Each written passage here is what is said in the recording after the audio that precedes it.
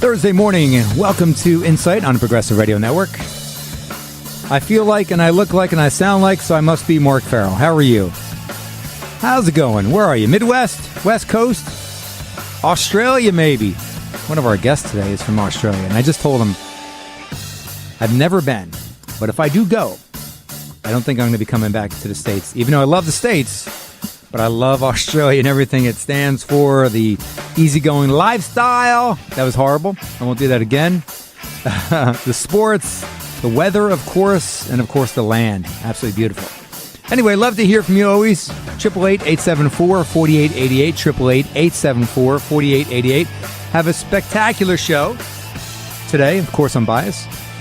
We're going to hear about an incredible new play that's taken New York by storm. Carnival of Souls, the neon animation with live action, starring Annemarie Hagenaars and animated by Jack Feldstein, and they're both in studio. We're going to get to them in just a bit. It's pretty cool. It's a 1962 horror movie that's redone and animated with neon on stage in New York City. How electric is that? Absolutely. So, I got a few rants. Of course, right? What would the show be without rants? Because I'm trying to make this world a little bit more positive. So I've been reading more and more about a cashless society. And I don't know where you stand, but I'm not for it. Because for many things, I believe it's discriminatory for people with bad credit, undocumented people living in the States due to the fact that they don't have a bank account, and just people who are poor. Not everybody has a debit card, credit card, or multiple credit cards. And the ones who do, they're all maxed out anyway. But the reality is, people still need cash to get by through your day. Did you spend cash on the way to work here this morning? Did you spend cash on the way? My two guests both spent cash, and they're New Yorkers. So if New Yorkers are spending cash, that means cash still needs to be minted and made. So it's going to court, I believe, in the next 6 months. I'm not sure what district the court is going to be hearing it. But I find that it's something that certainly is going to be, obviously it's dwindling in terms of importance and in terms of how much you need to have. But I'm always comfortable with like $30, $50, $100 in my pocket. Otherwise, I feel, especially if your kids are with you, and especially if it's like tipping. If you break down on the side of the road, sure, you have AAA and all that stuff. But you know what? Cash is king. It always is king. If you can throw somebody a 20, a 10 to help them out, and I'm not saying that this is something that I do on an everyday basis by all means, but if you're in a situation where you need some help, it's nice to be able to say to somebody, hey, take this, buy yourself a cold beer, hot cup of coffee, etc. And I think that's just a nice, gracious way, especially when you have people that you're taking care of sort of in your wings. Excuse me. And the other thing I want to talk about this morning. So my kids are 9 and 6. They're on buses, and I live on a cul-de-sac. And on a cul-de-sac, they don't send full buses if you live on a cul-de-sac. Because, get this, and they're like, big cul-de-sacs. So the end where the circle is, it's not small. We ride bikes in there easily. Like it's maybe, I'd say the radius is maybe 100 and change feet. So it's not a small cul-de-sac. But they only send these little small buses in there because they say they can't navigate to turn. Okay, fine, whatever. Some parents say it's a good thing because then there's less kids on the bus and less instance for things to happen because, kids will be kids, bullying, all that jazz. But actually, on a side note here, yesterday I had the pleasure of taking my daughter off the bus and the door is open and guess what I heard? They were singing the 12 Days of Christmas. How cute is that? This is the 6-year-old's bus. I looked at the driver. I said, it's all worth it, right? He glowed and he said, yes, it certainly is. They were on the 5th day and I just wanted to get on the bus and say, let's go around the block. How adorable is that? That's what it's all about. Anyway, I digress. So, and I love my bus drivers, but there's a few things I need to point out. Number one, I think bus drivers are severely underpaid because the quality of people, not the people that I have, but they're not perfect, which you'll hear in a second, have just reached a low. It's just bad. I see the quality of their driving skills. I see the nature of their personality. And these are people that we're all entrusting, whether you have a kid or not, it takes a village to raise a kid. And we're putting these kids, whether they're 5 years old or 15 years old, on a bus and waving goodbye and hoping for the best. And we always hear about instances where kids fall asleep, the bus driver forgets, et cetera, et cetera. And I think there's a real disservice in the industry because they need to be paid more so we can get a higher caliber of expertise and professionalism for people who are being escorted, driven, unsupervised most times, to school. If you had a limousine driver pick you up that you're paying good money for and they drove like crap and they didn't really have the best manners, would that person have a job? They would not, because they're serving people who are probably in middle class or upper middle class. So case and point that people wouldn't tolerate that. So the thing is, some examples here. Okay, I'm the only one in this development. It's a small development. There's actually 2 cul-de-sacs very close to each other. And the bus for my daughter only comes in, this is important for you to hear, only comes in for my daughter. Now, twice this year, this gentleman has come in after school, so my daughter's on a bus, has come in the development and passed my house and left with my daughter on the bus. So, again, the bus is only, I think, 6 seats. So we got 12 seats on each side total. And he comes into development, and the sole purpose for him to come into development is to drop or pick up my daughter, and he leaves. So I said to him, I followed him. I got in the car, and then he realized his mistake. And then another time, I'm standing there checking my phone, waiting for, doing some work calls, etc. And I look up and there's another kid who lives on a block who has a bus driver, similar bus, and it was passing the house. And I'm thinking, oh, no, that may be, so-and-so's bus. And I realized, no, they got off the bus. So I scream, hey, hey, hey. And the bus stops and he's chuckling. So the bus driver is a little up there in years. And he obviously is not the most fit person to be driving any age students around. So this happened, and we had him again last year. And last year, he's passed the development 2 times. And my daughter, who was even younger then, who's in kindergartner, didn't speak up. And we've taught her to say, "Hey, you passed my stop," But I called, and this is a gracious guy. He's very nice. He drives way too fast though because he's German, and his name's Victor. Hey, hello, Mark. Hello, Mark. And he comes up, you never think he's going to stop in front of the house, but he comes in almost like a screeching halt. But he's German. I give him a little slack, But the reality is I hear so many different stories of bus drivers and read about it in the news that the pay scale has to be raised. So if you agree or not, but it's food for thought because, we don't want anything to happen to kids, regardless of how old they are, where they live, etc. Because obviously they're our future. And it's just something that we don't need to worry about. All the things that can happen during the course of a day, safety-wise, for students to be in a school, transportation shouldn't be one of them. So this is probably not a new idea. And I'm not going to belabor the point about Trump's border and immigration wannabe, I should say, wish list for him. Of course, he wants the wall. As a matter of fact, he says the government will have a shutdown in X amount of days because if he doesn't get I think it's 5 million, 10 million. I don't know who his analytics person is or researcher. What would $10 million build in a wall? If you're talking miles, it's nothing. $10 million is nothing. That's spit when you're talking about construction. Anyway, but my theory is, and I understand this country is founded on immigrants. People are embraced from all different cultures, languages, races, and that was the hub, the epicenter of this country, and I believe it should remain that way. But I understand we have to have control as well, monitoring, accountability, and contributions to our society. So why not do this? Why not issue, and I'm not saying when or how, but when we can sort this out, issue people Social Security cards. And they're good for 3 years. So everybody comes in, whether we say 5,000 a year, 20,000, whatever that number is, that's a different topic. They get a Social Security card. And in the end of 3 years, or they get checkups that if they're not contributing, they're not on the books with a job, they're not in prison, all these things are tallied and kept. And if they're contributing members to society, then after 3 years, I don't know, we can figure out suss out the rest later, they become a citizen or resident, I should say, legal resident. And then maybe 2 more years after that, after they continue their great progress, they can become a citizen. But at least there's a a track record, accountability, criminally, profitability, to show that you're not a strain on the system, to show that you're contributing to society, you're not a burden. And I think that'll show and prove to a lot of people, whether they're American citizens or not, that we are able to flourish and welcome people from different parts of the world that are not ill-willed. They want to live the American dream, prosperity, have a family, succeed, work hard, and fulfill that dream. So I don't think that's a pie-in-the-sky thing to ask. And I've spoken to a few people, and, of course, this is a generalized idea, but I think that, it could hold water.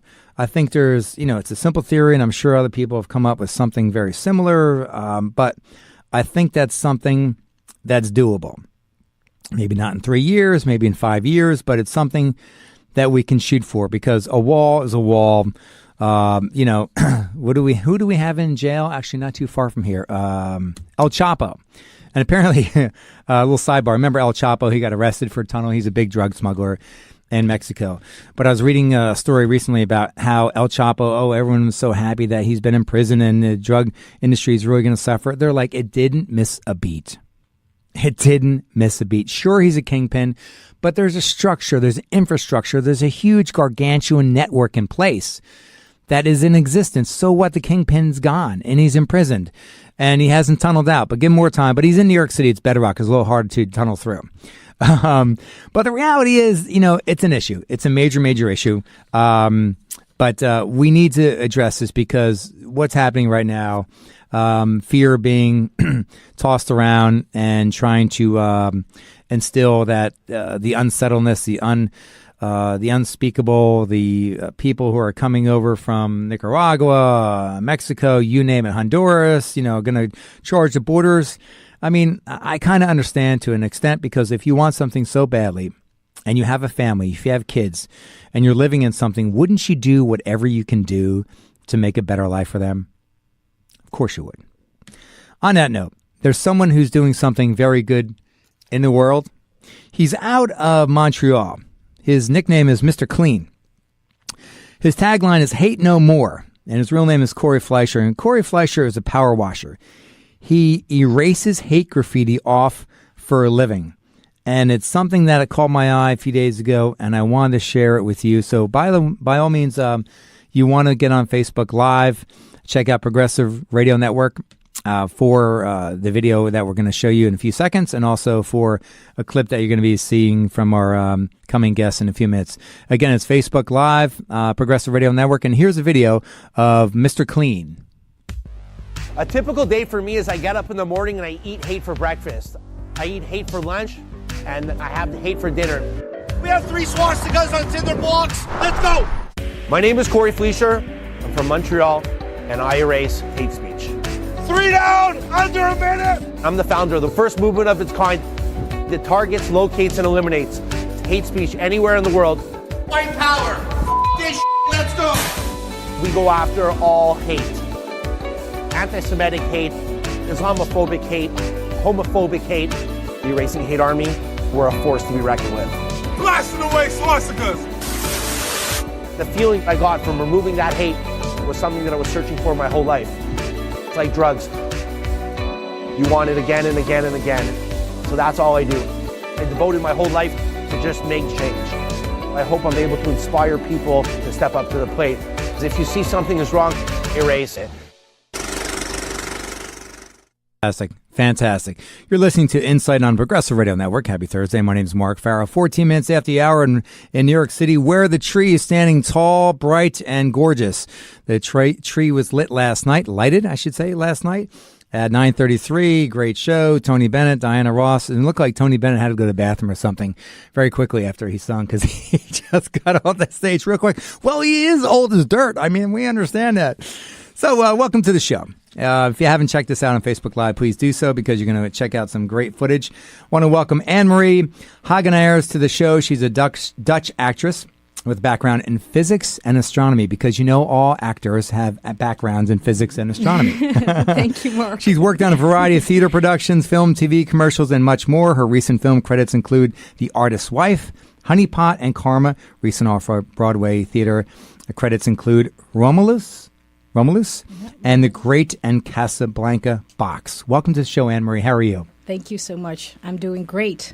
Welcome to New York City, and your dream has been fulfilled to come to New York City and act. Yes, it is. How exciting is that? Yeah, very exciting. I always had this dream as a young girl, to come to America and to actually be an actress. So at a certain point in my life, I thought, well, it's now or never. Now it's the time to chase my dreams, and that's what I did. Well, you had some lofty goals, and that's only half your goal. You wanted to be an actress, and also you wanted to be an astronomer and have a degree and/or study physics. That's and you've right. conquered and mastered all of them. I did everything. It was before I wanted to. When I was young, I always had these two passions. You're still young. Astronomy and when I was a kid. Okay. And I always had these two passions, astronomy and theater and acting. And I discovered both when I was maybe 11 years old. And I always did both things. So at any school that I went to, I tried to do everything. And when I started to go to college, I did acting on the side, and that became more and more. And at a certain point, after I graduated, I came to New York to do an acting course here. And this is 2010? That was 2010, yes. And that's when I fell in love with New Fell in York. love with the city. It's hard not to, Yes. right? No, yeah. And you're from the Netherlands, so, you have The Hague and you have, a lot of good cities, but there's nothing like New York City. No, absolutely Especially for not. the arts. Absolutely, yeah. And you did win an award, and you won a show title, I believe, something that you won when you were very young. It's almost like an American Idol type of show. Well, actually, there was there was an acting. That was a show that was for acting, but then, but I was with the last six. Very good. Yeah, The but final then six, top the six final as six the top- American Idol yeah, tournament. Exactly. But then they decided to quit the show, so they never actually finished the show. Well, that's a great way to finish your saga or to continue your saga, because you never knew, but you knew you have that burning sensation in your gut that says, I want to be an actress. Yes, exactly. So I have to ask the $1 million question.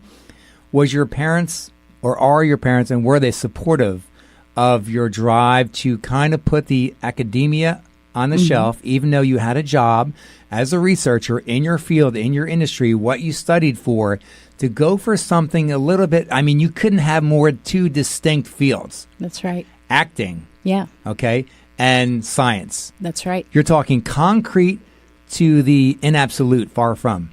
Yeah. And the uncertainty of having a job Sure. as an actor compared to having a steady How did that career. go with mom and dad? They've always supported me, and they knew from when I was young that I loved to be an actor. That's great. So once I got my degrees, they really were happy that I got my degrees Of first, course. so that I had a base. But they've always supported my choices. What kind of choices I would make, they were always supportive. When you were in college and you were doing acting on the side, were you always saying to yourself, a little voice inside your head saying, I know I'm going for astronomy and physics and it's fascinating, and I wake up in the middle of the night and I solve problems, but there's a piece of me that's really being drawn to the stage. Oh, absolutely. And did you keep that to yourself for a while? Well, Or was it pretty obvious? no, it was obvious. Like, I was always on stage, yes. But, it's also part of me, these two sides of me. And it will never change. It will always... Left and right brain? Left and right brain, exactly. And at a certain point, I was really battling. They were really battling with each other. And actually, after I made the decision to come to New York and to focus fully on my acting career, that made it so much easier, because then I really made the choice. Okay, now it's now or never, and now all or nothing. And you're doing more than that. I'd like to welcome to the show Jack Feldstein. He's an award-winning writer and neon animation filmmaker. His almost 30 neon animation films have screened worldwide, from Lincoln Center in New York's Angelica Cinema to Rotterdam International Film Festival, where you didn't know each other then, and Sydney, his home country, International Film Festival. Jack, welcome to the show. Thank you very much. Very, very pleased to be here. You look like an animation specialist and a rocker. Well. Are you going on tour with the Stones?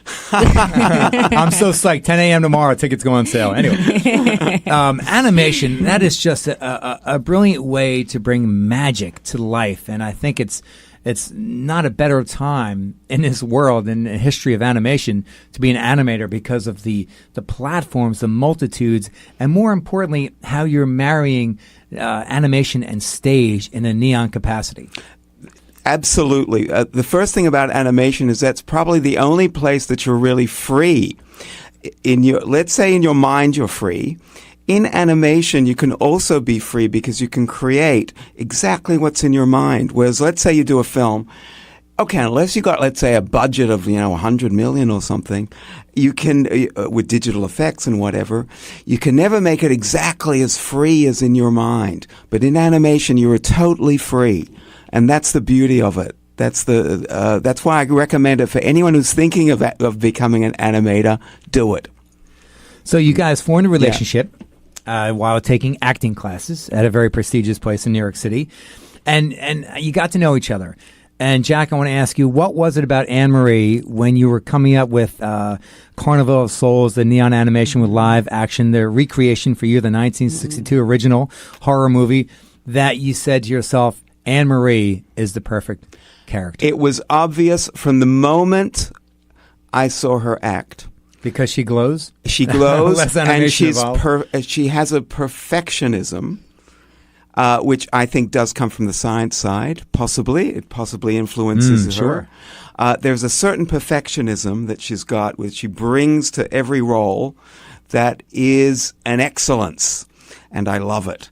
And because Annemarie and I worked on quite a few of my plays that I'd written, because in the theater company that we're both artistic members of, I would write plays, and I would get Annemarie would, we would have readings of them in the development of these plays, and I saw how Annemarie tackled each role with total dedication. 100% dedication and an aspiration for the best, and I actually noticed that attitude, and that was what made me think there's a clarity in that, and that attracted me very much. And you have an eye, obviously, and an ear, yes, for people who are adequate on stage and people who excel on stage. So yes. Obviously, you're a seasoned professional. Yes.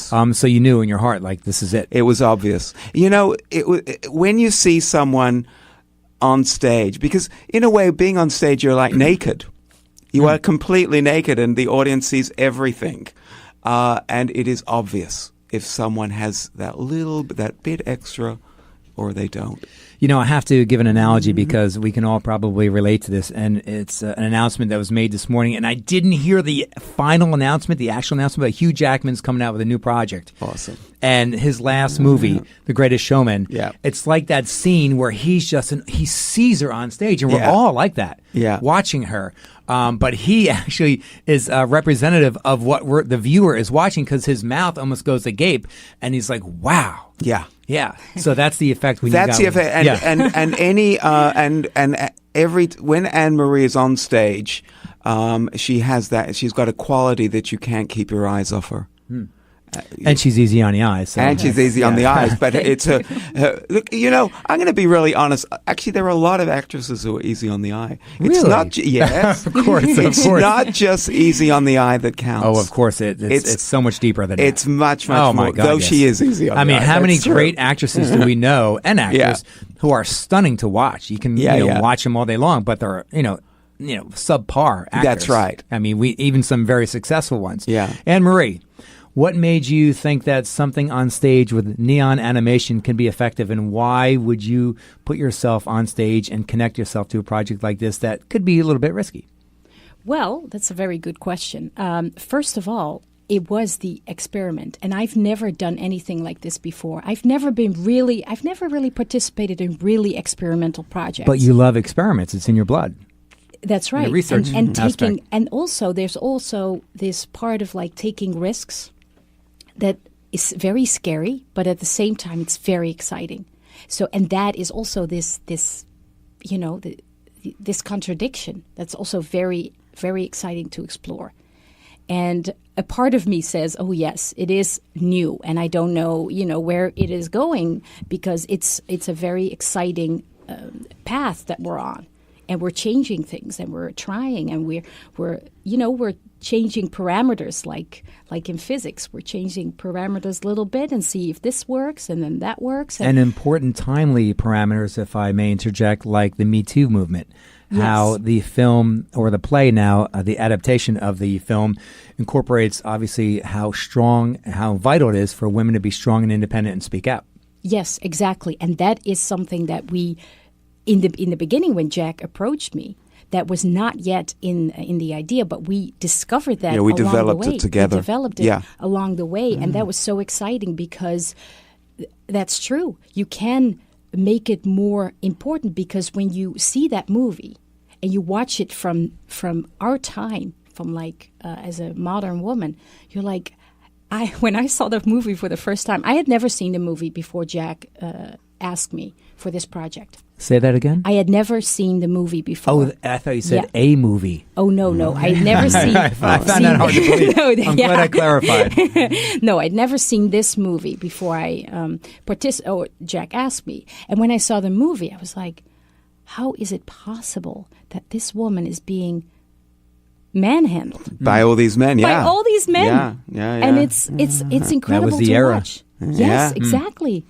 And that is why we started. So what we've done is that exploring I've animated the film and taken out the main character's dialogue, put new dialogue of the contemporary era of today, and Annemarie in live action plays the protagonist of the film now. And we're going to see a bit of this right now. If you're not on Facebook, please check out Facebook Live for the Progressive Radio Network. This is a clip from Carnival of Souls, the neon animation with live action. Does this need to be set up at all, Annemarie? Well, it's actually, it's from the first performance in front of a live audience that we did at Dixon Place on October 12th. Yeah. And as part of the story, this will just give you a taste. Yes. But in the rest of the film, Anne-Marie's character puts the men in their place. They treat her very badly in this film. And here we are. And Anne-Marie treats and puts them in their place. Carnival of Souls.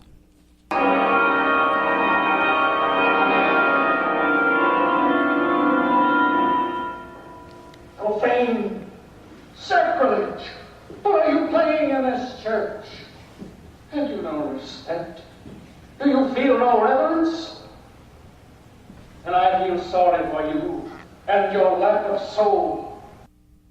Brilliant. It's very vivid. And I love the concept, the fact that you can extrapolate, something, a classic, modernize it with technology, with dialogue, and I'm sure sound plays a major role in this as well. Absolutely. Well, that was the you see, that's the really exciting part, as you've just said, actually, is to take something that's really from 1962 and make it of today, make it interesting and appropriate for an audience of today. And that was a cult film of its time. That's correct. So are we hoping that these cult members exist somewhere and we can still get people into this? Well, once it gets out, yes. Absolutely, I think it'll really take off. But it's a well-known in the horror film genre. Yes, it's a really well-known. There's a big following for it. Yeah, big following for it. So. Was there any consideration to make a small doc about the actual making of this? That's an interesting question. We were so busy making it, we didn't think of that. No, exactly. That's an interesting... Hold on, let's go back in time. Yes. Because, it's kind of a full-on Anne-Marie and I developing it sort of together. But that was a great idea. I wish you would have said that before. But what we do before we knew each other. What we do have, Jack, is footage. Yeah, we do have each footage. Live performance. Performance that we do. Yeah. And we see, we can track the development. The development from of the show. Yeah. Oh, great. Yeah, so you do yeah. kind of a post-mortem after every show Oh, so yeah. you can watch Really? it. Oh, yeah. That worked. Oh, we need to tweak this. Yeah, Absolutely. absolutely. Yeah, Every excellent. time. That's And that is development. actually appearing tonight. You guys are pulling this off tonight, Thursday at 7 p.m. at the Workshop Theater, 312 West 36th Street, 4th floor. That's the Workshop Theater, 312 West 36th Street. For tickets, log on to Workshop Theater or Google Workshop Theater, and you can buy them online. And the show's at 7 o'clock tonight. And tickets are very affordable. This is Off-Broadway, folks. Support a great creative platform for Annemarie and Jack and for the arts itself. So was there ever a point where you were up on stage, both of you, and either one can answer this question, where you felt like, oh, I didn't think of this, not marrying, not being a good couple for each other, whether it's the animation or the actual acting, and then you had to retweak a scene to make it more gelatin-like? Yes. Yes, absolutely. That's part of the process, right? Yes. Absolutely part of Yeah. the like even for instance yesterday we yesterday, had in the rehearsal. Yeah, yeah. Because we've been really working with the end of the film, and we've really trying to. That was basically the hardest part for us to really develop that, and we're still trying new things. And yesterday. We came up with a whole An new epiphany. idea. Yeah, exactly. So we're going to do that tonight. Yeah. And we've never That's done great. that before. Yeah, So incorporated just like that. That's awesome. Yeah. I mean, in a huge production, you couldn't do that. No, that's right. That's the beauty of That's- yeah. doing something very small and independent, which I love. Because I've done big things, and as you've just said, it's very hard. It's like the Titanic. You can't change course, even if there's an iceberg ahead. And then someone's going to Yeah. put their name on it and change it up, and it doesn't resemble Yeah. anything of like that But idea when or change you had. That's exactly correct. So doing something, just Annemarie and I really this production, and that was on purpose because I've done much bigger things. I wanted to do something that was a boutique thing, very individualistic and very, and I would recommend everybody else to do that as well, is to look to do small sort of idiosyncratic sort of stuff. in whatever field you're in. Yeah, that's right. Is there a situation, or rather, more importantly, how rare is this type of technology on stage? It's interestingly enough, there's not that much being done. This is a very specific thing where the live actress, think of Who Framed Roger Rabbit. Do you know that film? I never saw it. Yes, I know it. But though. you know of it. Sure. Okay, so in that film, a live actor speaks with all these animated characters. So think of that think of the live character, the Bob Hoskins character, the live in front of you, speaking with the animated world. Hasn't really been done very much. Yeah, I wonder why. I mean, that was I such don't a hit. know. That was a blockbuster. I don't know. It hasn't been done very much. It's difficult to do well, and it's. I don't know why it hasn't, but I wanted to do it more than anything. I was so excited because it combines I write for theater and I also animate. It combines both sides. How difficult is that to be the animator and also write? Is it also a plus because it's coming from the same place, the creativity and the voices? I think you're right. I think what you've just said. I think because it comes from the same place, with the same goal. That's the important part. It's a clear goal. Clarity is everything. If you know what you're doing to the end, you can get there. You'll find your path. If you're clear as to where your goal is. I really believe that as a philosophy. What's the running time of the play? 83 minutes. Yeah. How much dialogue do you have in that 83 minutes? A lot. A lot. Yeah, a Yeah. lot. Yeah. Was that difficult for you to be on stage for that amount of time because there's no different breaks or for you to do changes, or maybe there is, I'm not aware of that, for you to be on for that time? Mm-hmm.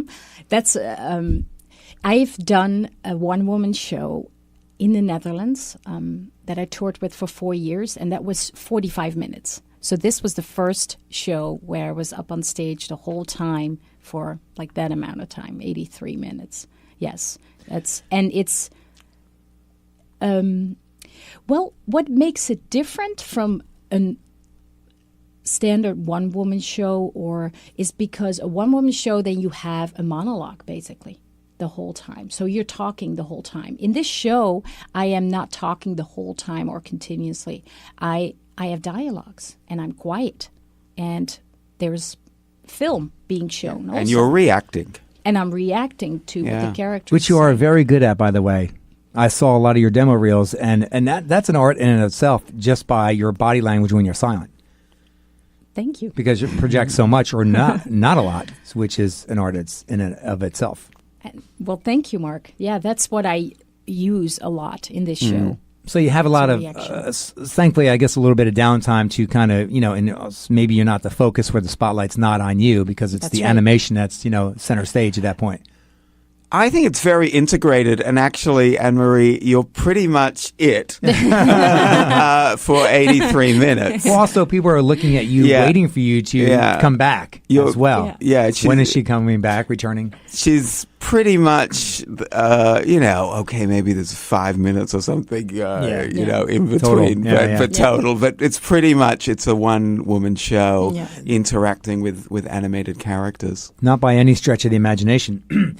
Is this a comparison? But performing is performing in any capacity. But sometimes I do talk, certainly an hour's talk. Sometimes people ask me to do 90-minute talks. Only very, very rare. But I have to tell you, the time flies by.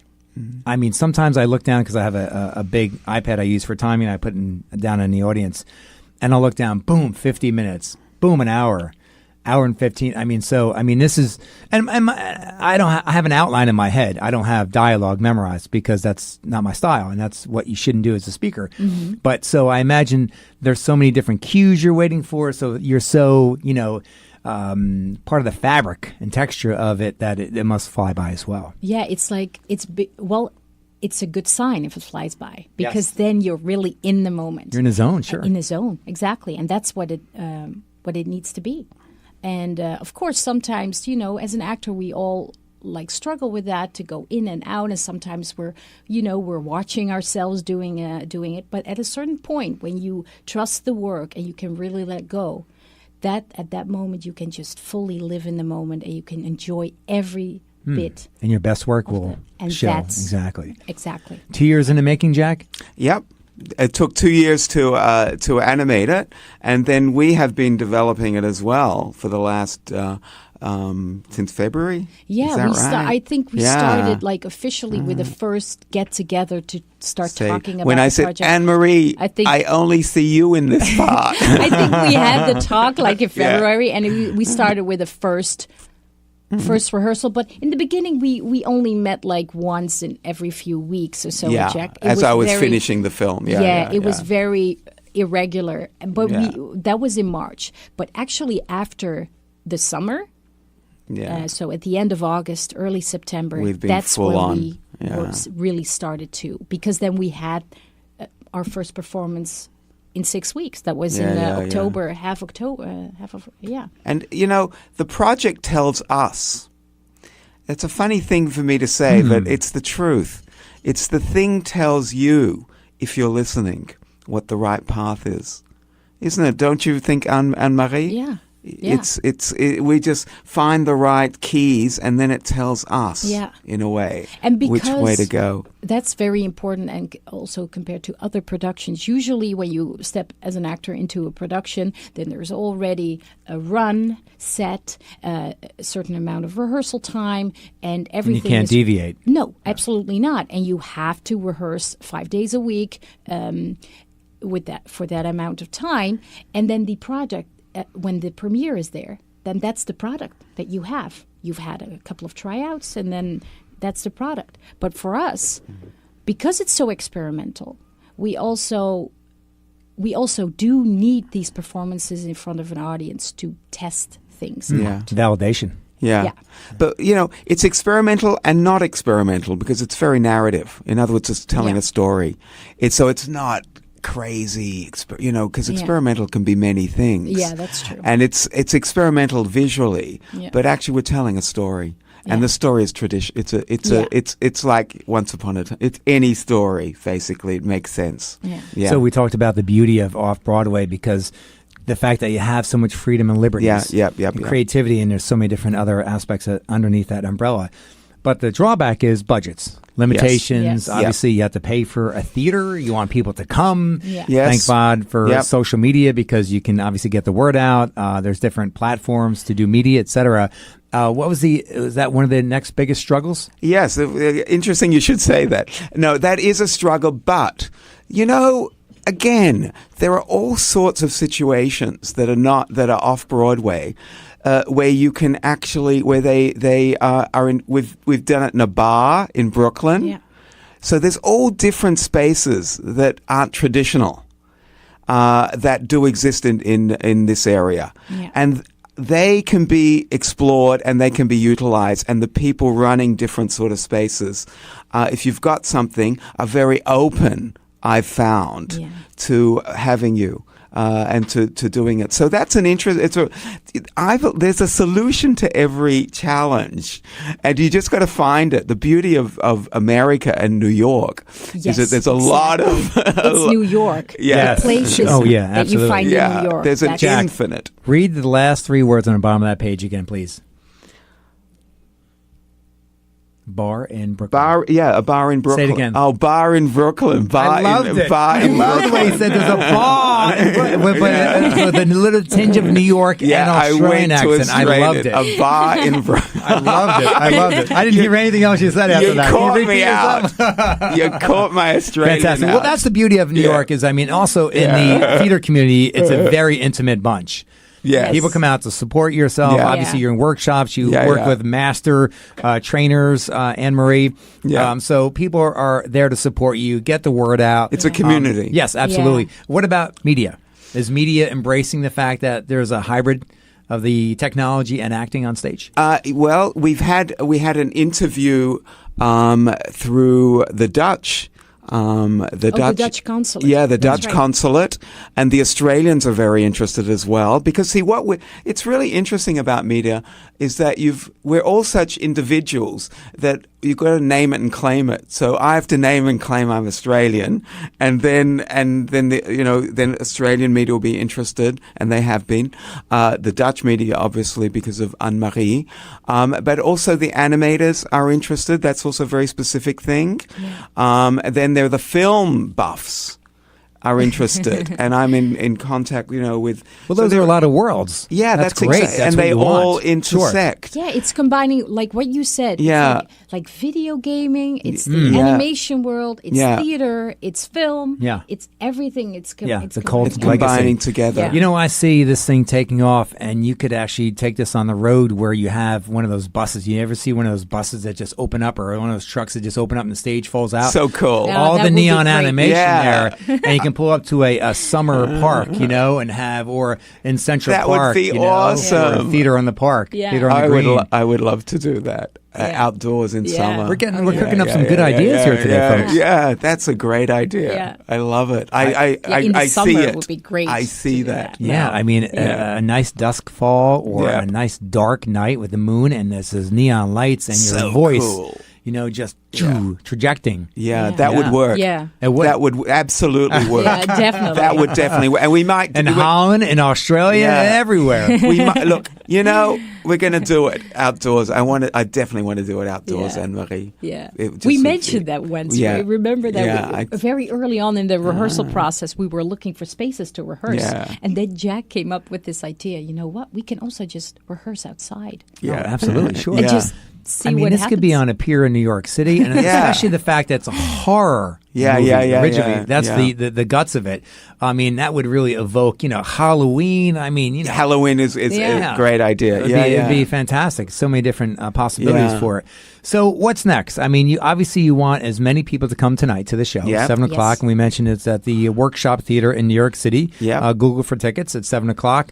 We want more performances, obviously. Yeah. Would you like to have somebody come along and be a financial backer?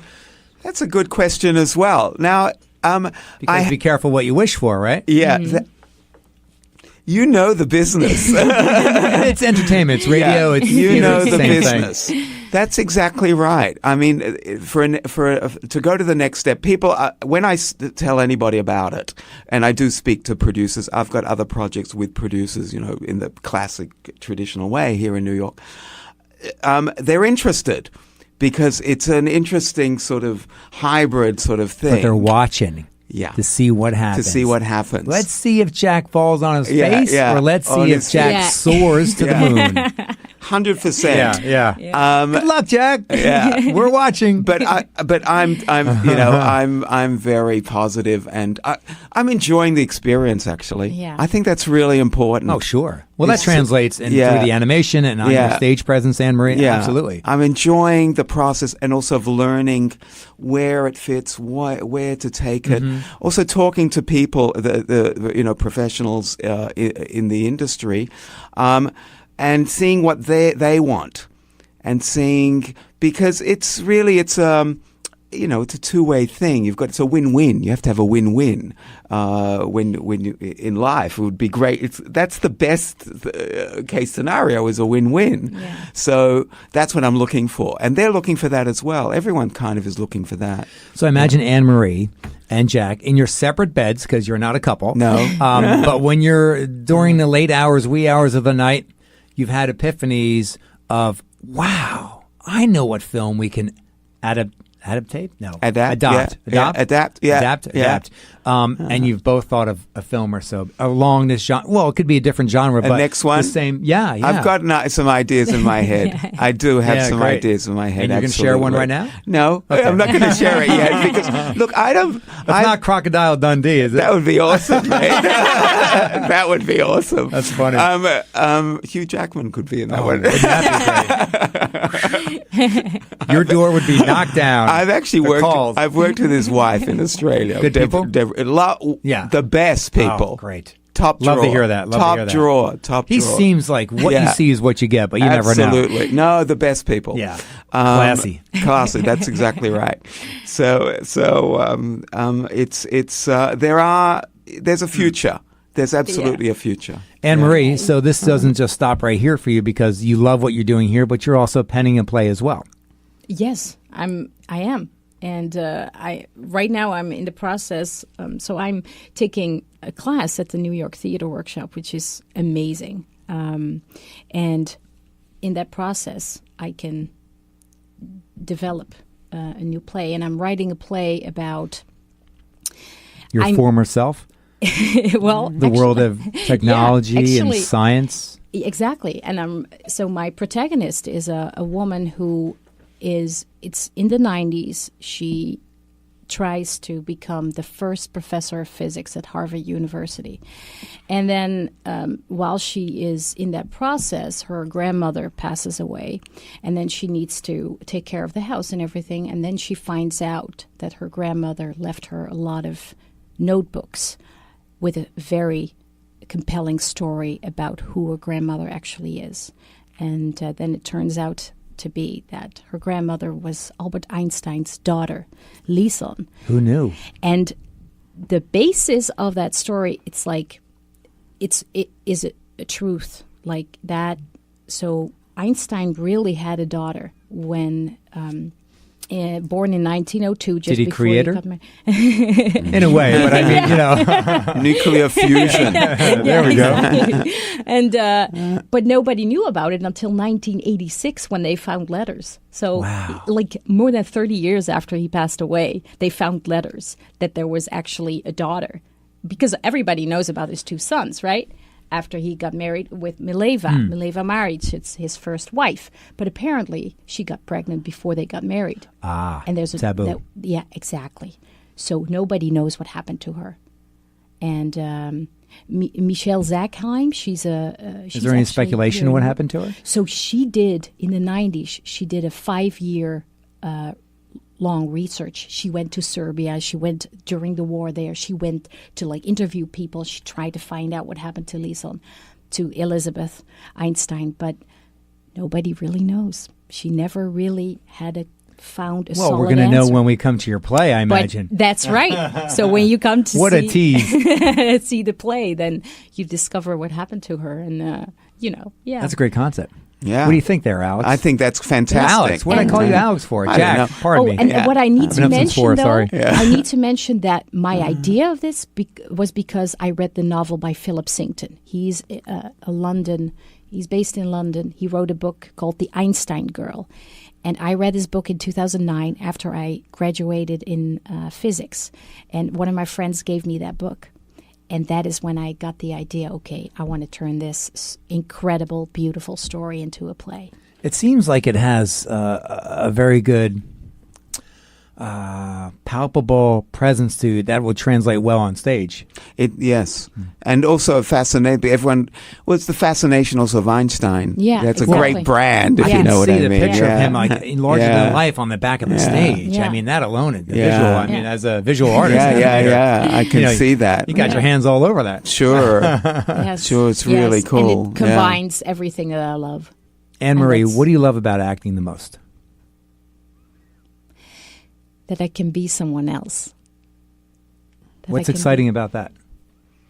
because then I have the liberty to really actually be free and to explore other sides of characters. And there's always a little part of yourself into that. And it kind of gives you the permission to do whatever you want to do. Are there aspects of acting that you are envious of because you feel that you can't be that person in life, off stage? Sometimes, yes, because Like when you mention the word free, that's Yeah. a big word to mention. well, for instance, if you play a very for instance, yesterday I went to see your reading, and one of my great, like one of the actresses that I worked with, Marnie Andrews, she's amazing, and she directed me in a reading of a play, and she's so experienced and so talented that I can learn so much from her. And yesterday she played an outlaw, so she played someone who really had a horrible life with everything that, like, her whole family was outlaws, and the language that she could use and everything that happened to her. And that is something, you know, when we see, for instance, when we see murderers on television, we always have this fascination, right? But we can never really be it, or we can never really do it, right? Because we're confined. We're like bounded by rules in society as civilians. It's almost like seeing Hell's Angels or a motorcycle club on the road. A little piece of you go, yeah. wow, that's cool. That's cool. Exactly. Yeah, absolutely. Exactly. Yeah. Sign me up. That's every, like, you know, or being playing all these Villain. Playing a villain. That is what's cool about playing film, but also playing, for instance, the Queen. I can never be a queen, but I can play a queen. Oh, we got two men who would beg to differ. Yeah. Could be Queen of the Netherlands. Yeah. Claire Foy, when she, in The Crown, that is so beautiful. That is what I love about it. And then she plays in The Girl with the... in The Spider's Web, she plays a totally different character. That is what is so beautiful about acting. You can be two completely different people, and you can explore it, and you can just dive right into it. I remember when I was starting my speaking business about 5-6 years ago, and I was preparing for this first big talk, and I remember going through it. I don't remember whether it was a 45-minute talk or an hour talk, but I went through it like 3 or 4 times. My wife came home that day. She's like, "Hey, how'd it go?" And I said to her, "I am exhausted." And she looked at me and I said, and I have the energy of, as you can tell. And she's like, "Why?" I'm like, "I'll tell you why." And I said, I guess I put it all out there. Yes. And it's amazing because how much energy and in a mental aspect and in a physical aspect, because when you're really acting, you know, you're so engrossed that it can be all encompassing and, you know, tiresome. Yes. In a good way. Yes, and after the show, you have this amazing energy. High. And that is also, by Big the way, high. one of the things that I love about performing live on stage by doing shows is the amazing energy that after the show releases, right? Oh, yeah. And then you go to the bar and have a nice glass of, Chianti or and then after, Merlot. and then at a certain point you crash. Yeah. And then it's okay to crash. Yeah. And then you can just like... Your body relaxes. 4 in the morning. And that's exactly. When the newspaper trucks are rolling out. What's a newspaper? Well, you know, it's kind of neat. It's like that video we saw of Mr. Clean. Yeah. He gets high. You can see that. Yeah. He's big time. passionate. Oh, my God. He is so passionate. He loves what he does. He's almost, I think, in a secret way, like thankful that there's graffiti because he can right the world. Yeah. totally right. I noticed that as well. He's a great character. He's kind of really tough, and he's as tough as they pretend to be. So, Jack, my background in radio originally was in the creative aspect. So the writing of promotional announcements like promos, international and national radio commercials, etc. And I get so stoked into making sound and a product from nothing, from words on a keyboard to a product of voiceover. Everything marries together and it's perfect, and hearing it on the air. So I imagine that's a small little piece of what you can do and visualize, and the hours, the countless hours behind the computer and the animation, and to see it come. It's exactly the same as what you do. It's absolutely exactly the same, and it's the beauty as it's starting from a blank page. That's exactly it, and you've created something. You've got something then that you have created from really nothing. That is the beauty of it, and it's exactly the same as you've spoken about, just in scale. I'm imagining, and different media and different ways of doing it. But everyone's way is valid. Just do it. Absolutely. Actually, it's the most important. It does. Whatever way you do it, Annemarie does it with acting. Is it creates a character from nothing, from words on the page, actually. Yes. But that's also creating something that wasn't there before. She's the third dimension. You know, she brings things to life as the actor. Sorry to interrupt. There's one thing, and I thank you, and I appreciate what you just said. But there's one thing I want to get to. We only have about a minute left, and either one of you or both of you can answer this. There's a line that stuck out in my mind when I was reading about your play about this is the fourth wall. Comment about that, please. The fourth wall is okay. The fourth wall is the audience. That's a term in theater. Yes, is that the fourth wall is the audience and critical wall. Yeah. And the you most can important. break it. Yeah, you can break the fourth wall by starting to talk to the audience. To really, but a lot of plays they don't break the fourth wall. But also, you can make choices. Does a play have to break the wall? No. It depends on its genre and its That's purpose. right. We do. Yeah. So, in other words, she speaks to the audience sometimes. But that's a classic theater term. Yeah. To the fourth wall. I love it. Now, is that ad-libbing when you're talking to the audience? Does it change? Well, no. Jack has written that's something you want to be pretty focused on. Yeah.